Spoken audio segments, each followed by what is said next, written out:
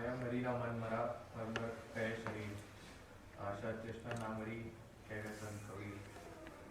किस आशय में कह रहे हैं? माया मरी न मन मरा मर मर गए शरीर, आशा तृष्णा ना मरी कह गए दास कबीर।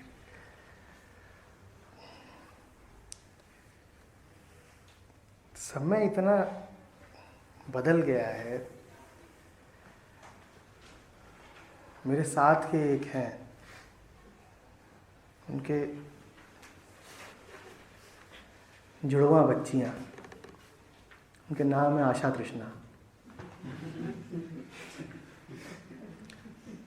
संत में संसारी में यही अंतर है।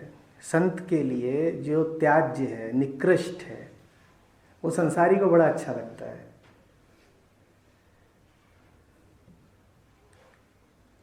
संत कहता है कि आशा से बड़ा दुख दूसरा नहीं है। और तुम देख लो कितने अभिभावक हैं जिन्होंने अपनी बच्चियों का नाम आशा रख रखा है। मैं माफ़ करिएगा दी, यहाँ भी कोई आशा मौजूद हो तो।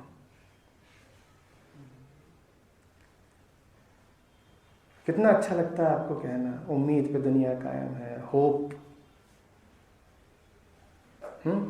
आप में से बहुत लोग होंगे आशा के पैरोकार। अपनी अपनी संस्थाओं में, ऑफिसेज में आप बहुत बात करते होंगे कि नहीं नहीं नहीं, let's keep hopping, let's try for the best. और इससे बड़ी विडंबना, विद्रूपता नहीं हो सकती कि एक ओर तो आप कबीर को सुनते हैं, पढ़ते हैं और कबीर पे लिखते हैं, दूसरी ओर आप आशा और पॉजिटिविटी और एफर्ट जैसी बातें भी करते हैं। और कई बार तो आप जब कबीर की बात कर रहे होते हैं, आप उसी में आशा को सम्मिलित कर लेते हैं।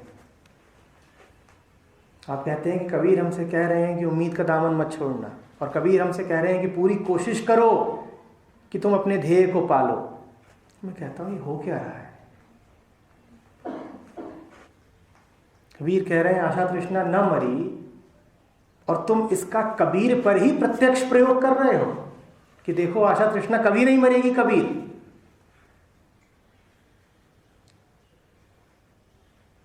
तुम चले जाओगे, तुम्हारे शब्द छूट जाएंगे, और फिर हम तुम्हारे शब्दों का ही ऐसा अर्थ करेंगे कि उसमें आशा को प्रविष्ट करा देंगे।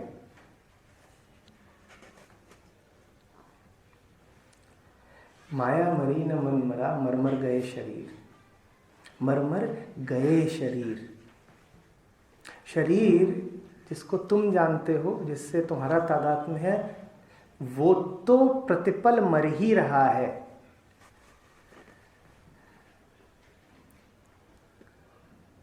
और जितने शरीरों से हो करके पूरी मानवता गुजरी है, उनमें से कोई भी बचा नहीं। मर मर गए शरीर में कारण है कि क्यों बहुवचन का प्रयोग किया गया है। मर मर गया शरीर नहीं, क्योंकि तुम्हारा शरीर भी एक नहीं है। दृष्टि की भूल है कि ऐसा लगता है कि यह मेरी देह है। जैसे तुम अपनी देह कहते हो, प्रतिपल बदल रही है, प्रतिपल मर रही है। बदल सकती ही नहीं बिना मरे। नई शुरुआत कैसे होगी जब तक पिछला मरा ना हो?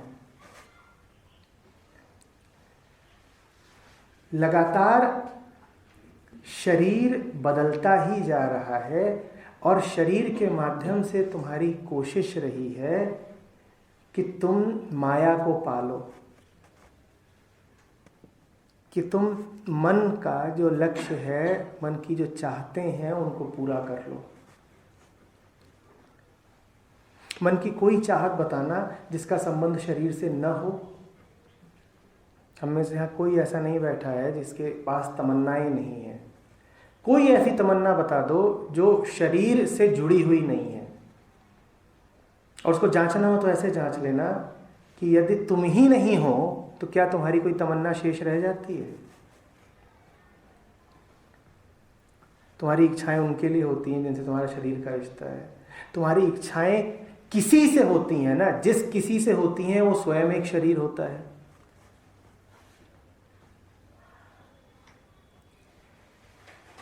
शरीर को आधार बना के, शरीर के माध्यम से तुम इच्छाओं की पूर्ति करना चाहते हो। तुम ये नहीं देख पाते कि जिस शरीर की तुम बात कर रहे हो वो अपने आप में कुछ है ही नहीं, मात्र एक प्रवाह है, लगातार मर रहा है, लगातार बदल रहा है।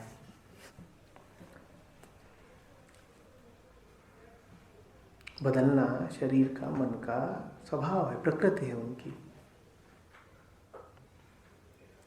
यदि कुछ कायम है जो नहीं बदल रहा तो वो कायम रहने की वृत्ति है।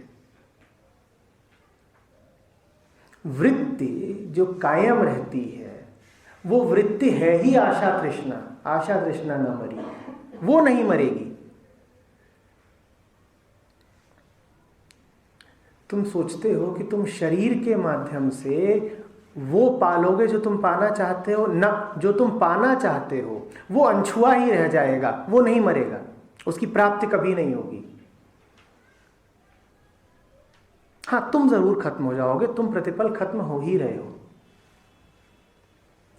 चाहते नहीं खत्म होती, इंसान खत्म होते जाते हैं। और इंसान का खत्म होना, फिर कह रहा हूं, कोई एक घटना मत मान लेना कि 73 वर्ष की आयु में फलाने का देहांत हो गया तो ये है शरीर का मरना। ना, तुम प्रतिपल गुजर रहे हो, अपने आप को गुजरा हुआ ही मानो। यदि कोई जरा होशियार आदमी होगा तो अपने नाम के साथ मरहूम लगाएगा, कि गुजरे हुए हैं। हर रात गुजर ही तो जाते हो, हर सुबह फिर वापस आ जाते हो, बड़े ढीठ हो। और क्यों वापस आ जाते हो? क्योंकि आशा तृष्णा बची हुई है। बची ना होती तो वापस नहीं आते। आशा तृष्णा बची हुई है तो फिर लौट लौट आते हो। ये नहीं समझते हो कि इस लौटने का ही नाम तो आशा तृष्णा है। लौटने से आशा तृष्णा कैसे विगलित हो जाएंगी, कैसे उनका शमन हो जाएगा? जिसको तुम समझ रहे हो कि तुम्हारा तरीका है पार जाने का, वही तो भंवर है तुम्हारा। हम इच्छा को मुक्ति का साधन समझते हैं और ये नहीं जान पाते कि इच्छा ही बाधा है मुक्ति में। हमारी सारी इच्छाएं मुक्ति की इच्छाएं ही तो हैं। आड़ी तिरछी हैं पर घूम फिर करके ही सही, सब चाहती यही हैं कि मुक्ति मिले।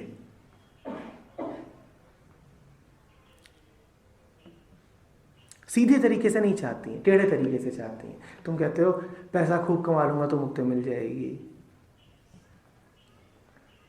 किसी व्यक्ति को हासिल कर लूंगा तो मुक्ति मिल जाएगी, कोई पदवी हासिल कर लूंगा तो मुक्ति मिल जाएगी। इच्छाएं हैं तो अंततः मुक्ति के लिए ही ना। तो इच्छाएं बड़ा धोखा देती हैं। लगता है ऐसा है जैसे इच्छा हमारी हितैषी है, वो हमें वो दिलवाएगी जो हम चाहते हैं। क्या चाहते हैं? मुक्ति चाहते हैं। मुक्ति किसके माध्यम से मिलेगी? मुक्ति इच्छा के माध्यम से मिलेगी। इच्छा ही आशा तृष्णा है, तो मुक्ति इच्छा के माध्यम से मिलेगी। ये नहीं दिखाई देता है कि जिसको तुम अपना माध्यम, अपना उपकरण, अपना मेथड समझ रहे हो, वो माध्यम, उपकरण, मेथड नहीं है, वही बाधा, वही बैरियर है।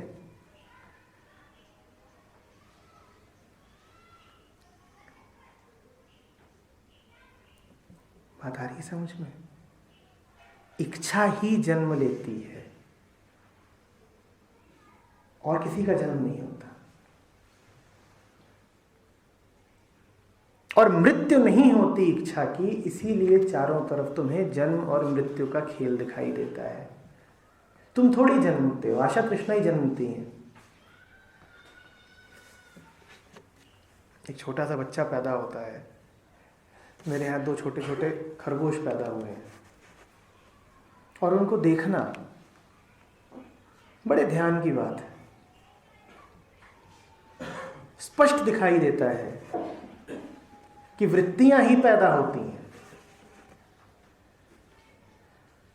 माँ बाप की वृत्तियां होती हैं जो उनको विवश करती हैं पैदा करने के लिए, और उसके बाद वृत्तियां ही पैदा होती हैं। बच्चे नहीं जन्म लेते, आशा तृष्णा ही जन्म लेती है।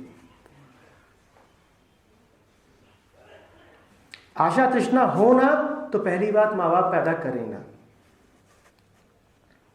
बुद्ध की क्या रुचि संतान उत्पत्ति में? वो जरा जरा से खरगोश हैं और अभी से वो अपनी वृत्ति अनुसार काम करते हैं।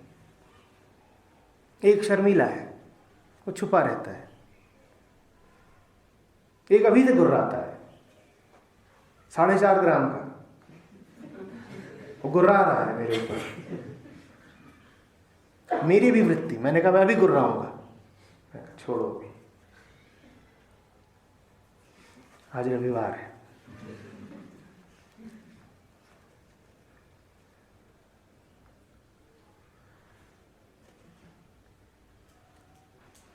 अभी संस्कारित किया नहीं उसे समाज ने।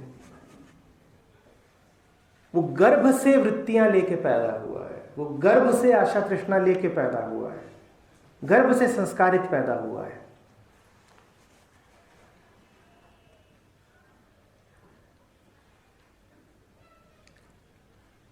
कबीर के इस दोहे में अगर ध्यान से जाएंगे तो ये भी समझ में आ जाएगा कि फिर जीवन का उद्देश्य क्या है।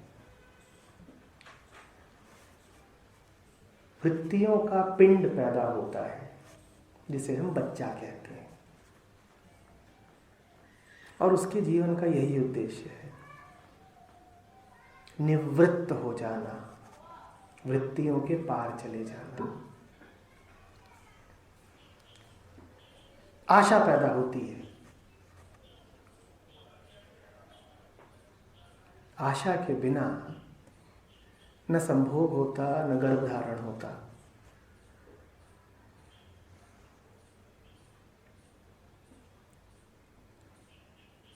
तृष्णा, प्यास, प्यास ही तो होती है जो स्त्री और पुरुष के शरीरों को एक साथ लाती है, चाहे नर और मादा खरगोश हो, चाहे मनुष्य रूप में स्त्री पुरुष हो। तृष्णा, प्यास।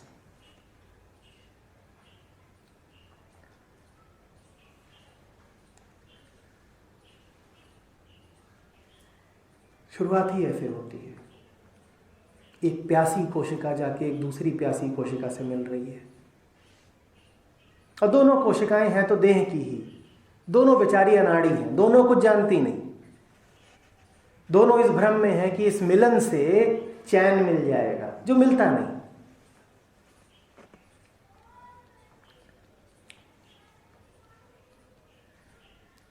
तो पैदा हो जाता है एक नया शरीर। अब यही कर सकते हो कि अगला जन्म ना हो। अगले जन्म का मतलब समझते हो क्या है? मन में यदि आशा शेष रह गई तो अगला जन्म पक्का है। अगले जन्म की मेरी अवधारणा ये नहीं कि तुम चींटी की खरगोश या तिलचट्टा बन के पैदा हो जाओगे। प्रतिपल अगला जन्म हो ही रहा है। कुछ पैदा होता है ना, कोई पहचान पैदा होती है। जब तक तुम्हारे मन में आशा है तब तक तुम कुछ बने रहोगे।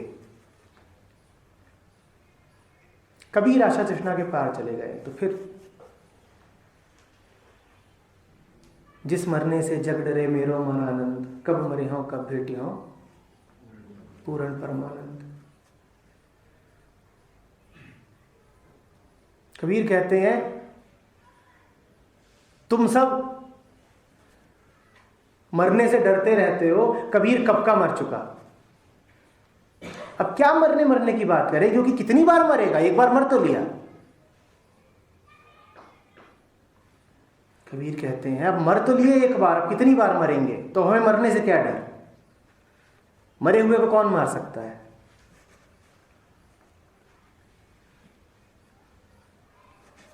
तो ये कहते हैं कब मरी हूँ कब भेटी हूँ पूर्णानंद की, कब मरेंगे। इसके आगे दूसरी बात भी कहते हैं कबीर कि अब मर लिया कबीर, अब उसे मरने से कोई डर नहीं।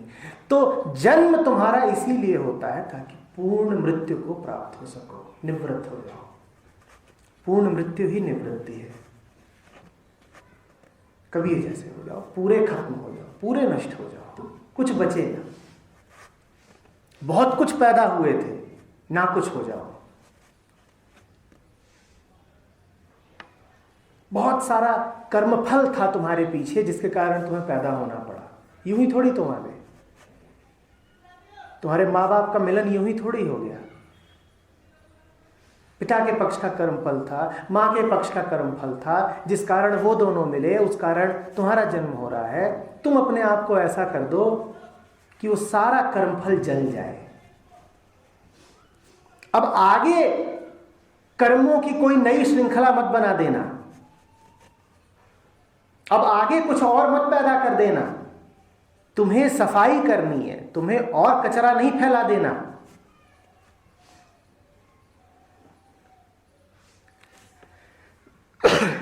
तुम्हें कर दिया गया पैदा, पर तुम अब और मत पैदा कर देना।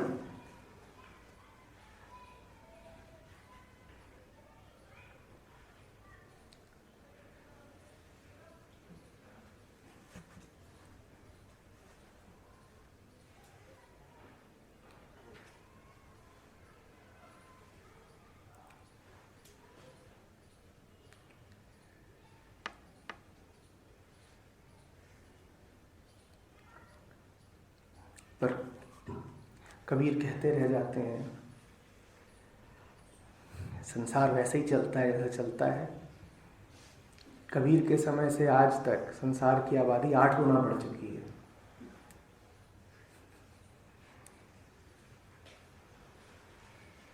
और ऐसे ऐसे युवा धुरंधर बैठे हैं जो ताल ठोक रहे हैं कि अभी क्या है, अभी तुमने हमारा जलवा तो देखा ही नहीं। अरे अभी हम बाकी हैं, अभी हम में दम है। 1 2 3 4 बोलो। तुम जो भी कुछ कर रहे हो तुम कबीर को ही सही साबित कर रहे हो।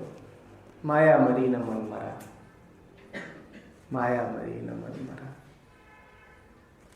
शरीर आते गए, शरीर जानते गए, पीढ़ी दर पीढ़ी, पर मन वैसा ही रह गया, वृत्तियां वैसी ही रह गई, निवृत्त नहीं हो पाए। बिल्कुल वही कर रहे हो जो तुम्हारे बाप दादे पुरखे पर पितामह करा करते थे। कुछ नया नहीं करा।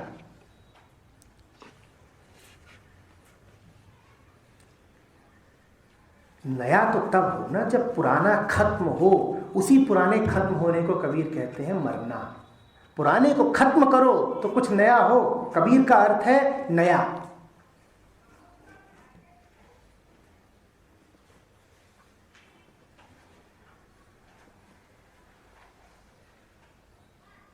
बिल्कुल वही करने जा रहे हो, उसी राह पर हो जिस राह पर आज तक संसार चलता रहा है। माया मरी न मन मरा। निर्वृत्त निराकार, निर्वृत्त होने के लिए निराकार, निराकार ही निर्वृत्त है। इस आकार में कैसे निर्वृत्त हो सकता है? कहाँ है आकार? आकार जो आपके सामने बैठा है वो आकार। तुम उसकी बात कर ही क्यों रहे हो?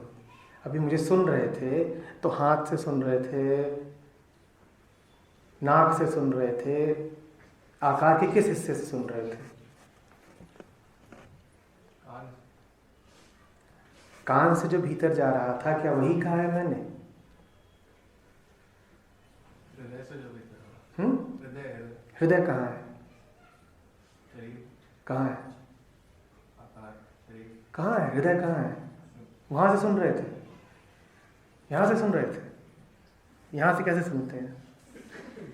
कान से सुनने बोला तो आप कह रहे हो कान से सुन रहे थे। इसका मतलब न यहां से सुन रहे थे न यहां से सुन रहे थे। आकार के किसी भी हिस्से से नहीं सुन रहे थे।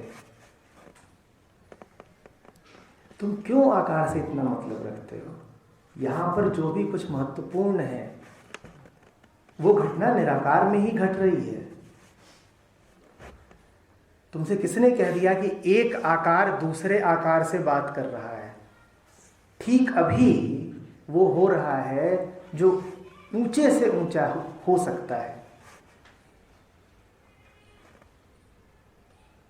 यदि तुम उसमें प्रविष्ट होना चाहो तो। कल जब आपको आमंत्रित करने के लिए फ़ोन वगैरह किए जा रहे थे तो मुझसे कहा गया कि कुछ लोग कह रहे हैं कि भाई बाकी सब तो ठीक है, चर्चा वगैरह बढ़िया होती है, पर ध्यान की कोई विधि नहीं कराई जाती। ध्यान इत्यादि करा जाए, कुछ ऊपर नीचे हो, कुछ आंख बंद करके कहा जाए कि अब ऐसी कल्पना करो, वैसी कल्पना करो, कुछ आसन वासन लगवाया जाए तो हमें लगे कि कुछ मिला।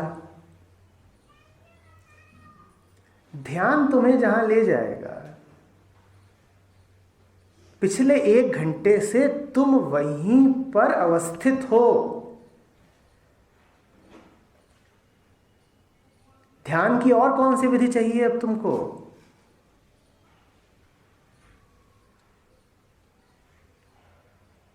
कितने लोग हैं यहां पर जिन्हें पिछले 1 घंटे में अपनी देह का ख्याल आया है? और कितने लोग हैं जिन्हें कम से कम कुछ अंतराल के लिए अपनी देह और मन बिल्कुल भूल गया था? निराकार फिर और क्या होता है? और क्या होता है निराकार? आकार होता कहां है? आकार कहां होता है? सारे आकार कहां होते हैं? हाँ, मन में। और यदि मन से आकार उतर गया तो क्या आकार बचा? तुम गहरी नींद में सो रहे होते हो, कोई आकार बचता है? कोई होता है आकार? सारे आकार कहां हैं? सारे रूप, नाम, जगहें, लोग सब कहां हैं? मन में ही है ना? गहरी नींद में कोई काम भी तो नहीं होता है। मैं सिर्फ ये जानना चाह रहा हूं तुमसे कि आकार होता कहां है? सर मैं पूछ रहा हूँ, निराकार से काम कैसे चलेगा? निराकार क्या करेगा? कौन सा काम करना है तुमको? सर जैसे आपने बताया था अभी कि खरगोश, आधा खरगोश, नर खरगोश, हाँ, अभी निराकार हो जाए तो खरगोश की तो प्रजाति लुप्त हो जाएगी। तो तुम्हें प्रजाति आगे बढ़ानी है, ये दायित्व है तुम्हारे ऊपर। जब लुप्ति होना है तो फिर एटॉमिक बॉम्ब छोड़ दो। वो तुम कर सकते हो तो कर लो, पर तुमसे किसने कह दिया कि तुम्हारे ऊपर दायित्व है खरगोशों की या आदमियों की प्रजाति आगे बढ़ाने का? दायित्व तो खरगोश के ऊपर ही है, उसकी वृत्ति तक वही तो कर रही है, अपना दायित्व तो पूरा कर रही है। वो क्या अपना दायित्व पूरा कर रहा है? उसकी वृत्ति करवा रही है। वो उसकी वृत्ति कर रही है जो कर रही है ना। तुम्हारे ऊपर क्या दायित्व है? मेरे ऊपर अपनी प्रजाति का दायित्व मेरी। किसने दे दिया ये दायित्व तुमको? सर ये तो वृत्ति अगर है मेरे अंदर। तुम तुम्हारी वृत्ति से हटके कुछ हो कि नहीं हो?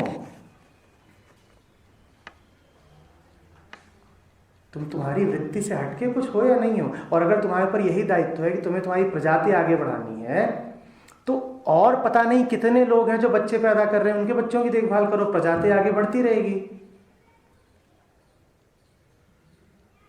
तुम्हारी प्रजाति को बहुत तरीके के बहुत खतरे हैं। अभी थोड़ी देर पहले हम क्लाइमेट चेंज की और प्रदूषण की बात कर रहे थे। बचाओ अपनी प्रजाति को। तो सर ये इसलिए है क्योंकि इस चीज़ का बहुत ज़्यादा हो गया है, उस वजह से इसको न्यूट्रलाइज करना। बेटा एक बात बताओ, जब किसी लड़की को देखते हो और संभोग का ख्याल आता है तो इसलिए आता है क्या कि तुमको प्रजाति की रक्षा करनी है? किसको बेवकूफ़ बना रहे हो? वृत्ति है, मानता हूँ ना, तो बस बात वही खत्म हो गई ना। वृत्ति है, बस एक अंधी वृत्ति है जिसके आगे तुम मजबूर हो जाते हो। तो बात ये कि निराकार होके अगर संभोग किया जाए तो करते नहीं हो। एक शराबी गड्ढे में गिर पड़ता है, वो कहता है अगर गड्ढे में गिरा जाए तो क्या कोई विकल्प है उसके पास? क्या अगर शब्द का प्रयोग उचित है? तुम्हारे सामने से कोई लड़की निकलती है, क्या तुम ये कहते हो कि अगर उत्तेजित हुआ जाए तो? उत्तेजना तो स्वतः तुम पर हावी हो जाती है ना। वृत्ति के गुलाम हो। ये क्यों कह रहे हो कि अगर ये किया जाए या दायित्व है मेरा? ये सब शब्द तब मायने रखते हैं जब तुम वृत्ति से हटकर भी कुछ हो, जब तुमने अपना कुछ शोधन करा है ऐसा कि पाया है अपने आप को कि वृत्तियां हैं, ठीक है, अपना काम कर रही हैं, पर मैं भी कुछ और हूं। और यदि तुम मात्र वृत्ति हो तो फिर अभी मुझसे बात कौन कर रहा है? कोई बात हो ही नहीं सकती। तुम तो फिर वृत्तियों का पिंड मात्र हो। फिर तो यहां पर जितनी महिलाएं हैं सबको बहुत सावधान रहना चाहिए तुमसे, क्योंकि तुम तो एक ही उद्देश्य लेके चल रहे हो, प्रजाति आगे बढ़ाने का। वृत्तियों का जो काम है वो चलता रहेगा। वृत्तियों का काम चलता रहेगा अपना, पर मानना है कि वृत्तियां नहीं, वृत्तियों से अलग भी कुछ। वृत्तियों का काम कहाँ चल रहा था? पिछले 1 घंटे में कितने लोग प्रजाति बढ़ाने में उत्सुक थे? कहाँ चल रहा था? तुमने कितनी क्या कर रहे थे तुम पिछले 1 घंटे में? प्रजाति कैसे बढ़ा रहे थे आगे? वो नहीं कर रहा था मैं। तो वृत्तियों का काम कहाँ चल रहा है? अगर तुम 15 मिनट के लिए भी निवृत्त हो पाए तो जन्म भर के लिए क्यों नहीं हो सकते? यदि 15 मिनट के लिए भी तुम्हें चैन उपलब्ध हुआ तो जीवन भर के लिए क्यों नहीं हो सकता? क्यों नहीं हो सकता? सत्संग का अर्थ ही यही होता है कि किसी ऐसे के साथ बैठे हो जहां तुम्हें झलक मिली है, और वो झलक काफी है तुमको ये यकीन दिला देने के लिए कि अगर अभी हुआ तो निरंतर भी हो सकता है। यदि इसके साथ हो सकता है तो सबके साथ हो सकता है। यदि यहां हो सकता है तो सर्वत्र हो सकता है।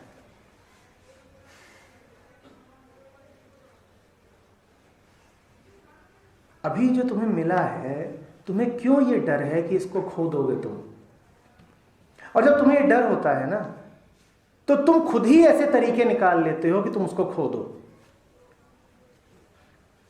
फिर ऐसा नहीं है कि परिस्थितियों के कारण तुम उस चैन को खोते हो, फिर तुम खुद ही अपने खिलाफ साजिश करते हो। तुम कहते हो यहां आके तो चैन मिल जाता है, अब मैं यहां आऊंगा ही नहीं। यहां आकर के तो निवृत्ति का खतरा हो जाता है, प्रजाति लुप्त ना हो जाए। वैसे ही बायोडायवर्सिटी की आजकल बड़ी, फिर पता चला कि खरगोश गिनती कर रहे हैं कि आदमियों की प्रजाति लुप्त हो रही है, एंडेंजर्ड स्पीशीज। फिर तुम इस तरीके के तर्क अपने आप को देने लग जाते हो। ये सब कुछ नहीं, एक आंतरिक षड्यंत्र चल रहा है कि क्या तर्क दें अपने आप को मुक्ति के खिलाफ, क्या तर्क दूं अपने आप को सत्य के खिलाफ। क्यों इतना डरे हुए हो? बात बहुत गहरी है ही नहीं। सत्य गहरा होता है। संसार में तो जो कुछ होता है वो सब सतही और उथला होता है। जीवन में 1-2 लोग हैं जिनसे डरे हुए हो,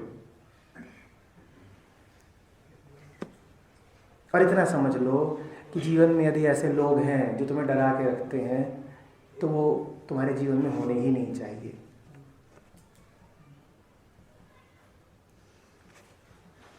ओशो जी बोल रहे थे कि अगर इंसान को वृत्तियों से अलग करके अवृत्त होने की बात की जाती है तो दमन चालू हो जाता है। बेटा, कबीर सामने है, मैं सामने हूँ।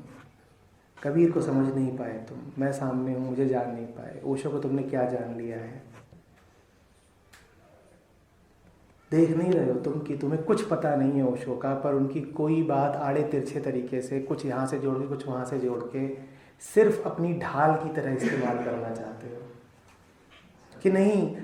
ओशो ने कहा है कि देखिए साहब, अगर हमने वृत्तियों का समर्थन नहीं किया तो ये तो दमन हो जाएगा। ओशो ने ये कहा था क्या कि तुम अपनी वृत्तियों के साथ खड़े हो जाओ? उन्होंने ये कहा था कि वृत्ति को देखो, और जहां वृत्ति होती है वहां तो उसका दमन होता ही होता है। तुम्हें प्रजाति आगे बढ़ानी है, पर बाजार में थोड़ी बढ़ाने लग जाते हो। यही तो दमन है। आम संसारी की दुर्गति देखो। एक तरफ तो उसका तर्क यही है जो है कि अगर सब लोग बुद्ध हो गए तो मानव सभ्यता और व्यवस्था को आगे कौन बढ़ाएगा। तो एक और तो उसके लिए बहुत ज़रूरी है कि प्रजाति आगे बढ़ती रहे। अब अगर तुम्हारा यही ध्येय है कि प्रजाति आगे बढ़ानी है तो बढ़ाओ ना। और प्रजाति के आगे बढ़ने के लिए तो फिर बहुत अच्छा होता है कि तुम भिन्न भिन्न प्रकार की मादाओं के साथ संसर्ग करो, और जहां जितना ज़्यादा कर सकते हो करो। पर न तो तुम बाजार में कर सकते हो, न चची के साथ कर सकते हो, न पड़ोसन के साथ कर सकते हो। ये दमन होता है, सांसारिकता ही दमन है। तुम्हारी जैविकता, तुम्हारी बायोलॉजी तुम्हें देती है वृत्तियां, और समाज तुम्हें देता है संस्कारों की एक और परत जो दमन की परत है। तुम दोनों ही परतों में फंसे हुए हो। मुक्ति है दोनों ही परतों से मुक्ति। जहां वृत्ति है वहां वृत्ति का दमन उसके साथ चलेगा, नहीं तो तुम बाजार में भी फिर प्रजाति आगे बढ़ाने लग जाओगे, चौराहों में प्रजातियां आगे बढ़ रही होंगी। तो दमन होता ही इसीलिए है क्योंकि तुम वृत्ति के गुलाम हो। संत वृत्ति और दमन दोनों से आगे निकल जाता है। पर तुम ये सोचो कि वृत्ति तो कायम रहे पर दमन ना करूं, यह संभव नहीं है, क्योंकि जहां वृत्ति है वहां दमन होगा ही होगा। अभी भी तो दमन ही कर रहे हो। सर हमेशा दमन किया, तो दमन से कभी परे थोड़ी निकल पाते हैं। दमन और वृत्ति के बीच में फंस के रह जाता है। दमन और वृत्ति के बीच में इसलिए फंस के रह जाते हो क्योंकि तुम्हें वृत्ति बचा के रखनी है। वृत्ति मत बचा के रखो, दमन करना किसका है फिर? दमन फिर किसका करना है? देखिए, बच्चा पैदा होता है वो वृत्ति के साथ पैदा होता है। संसार और समाज कहते हैं कि वृत्ति गड़बड़ बात, इसको हटाना है। एक तरीके से वो वही बात कह रहे हैं जो आध्यात्मिकता का लक्ष्य है आखिरी। समाज भी यही कहता है कि वृत्ति गड़बड़ चीज है, इसको हटाओ। पर समाज बेचारा क्या करता है कि संस्कारों की एक परत को हटाने के चक्कर में संस्कारों की दूसरी परत चढ़ा देता है आपके ऊपर। तो पैदा आप सिर्फ वृत्ति के साथ हुए थे, पर समाज ने उस पर संस्कार की एक परत और चढ़ा दी। उस परत क्या है? उस परत को कहते हैं दमन, मोरालिटी, नैतिकता। पहली परत से साफ नहीं हो गए, वृत्तियों का उन्मूलन नहीं हो गया, वृत्तियों का दमन हो गया। तो आम संसारी अब एक की जगह दो परतों के नीचे दबा हुआ है। एक ओर तो उसे कामुकता लगातार सता रही है, दूसरी ओर उसको उस कामुकता को दबाना पड़ रहा है नैतिकता के तले। अब उसके ऊपर दो दो बोझ है। संत वो जो इतना मूर्ख नहीं है कि एक बोझ से बचने के लिए एक और बोझ ले ले। संत इतना मूर्ख नहीं है कि एक बोझ से बचने के लिए दो बोझ अपने ऊपर रख ले। संत कहता है एक बोझ गड़बड़ था तो उस एक बोझ को हटा दो ना, दूसरे को क्यों ले आए?